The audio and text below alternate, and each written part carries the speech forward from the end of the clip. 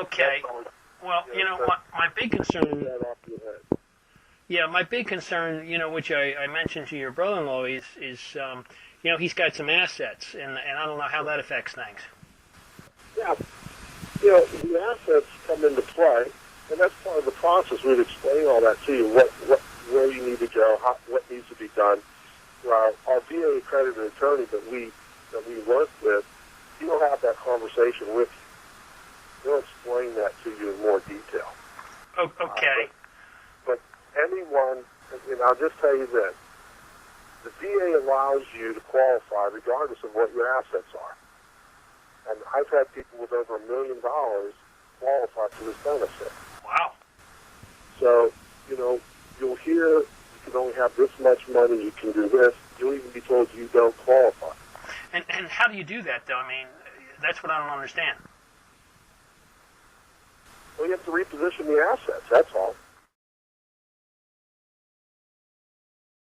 It is a means-tested and asset-tested benefit, but essentially there are legal workarounds. And if you basically you have to put together a good presentation for the Veterans Administration.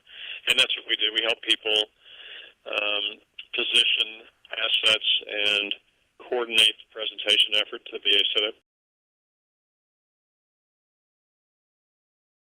Just to kind of make it short, I mean, his income isn't the thing because he's only getting Social Security, but he's got assets that are probably between his house and some savings and stuff. He's probably, a little bit over $500,000, and I'm wondering if that precludes him from qualifying.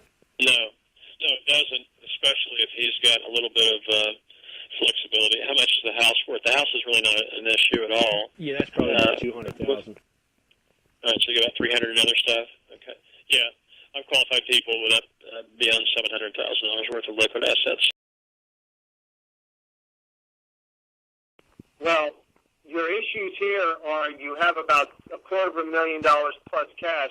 The government's going to want him to use his money first if we don't do estate planning, which we're allowed to do according to the VA parameters. Okay, so what does that mean? What that means is basically repositioning the assets to where it may, and again, the software tells us what we can and can't do, but I'm just going to give you a kind of hypothetical. For example, you may be able to reallocate those funds into a trust that junior, if you're a junior, I'll just call you, be the trustee of, and we're allowed to apply for VA benefits the day after by reallocating those funds, so that could qualify, and he may get $19.60 a month tax-free plus retroactive 8 months waiting. So he may get a full check of about almost $20-something thousand in the funds thereafter come each month to you tax-free.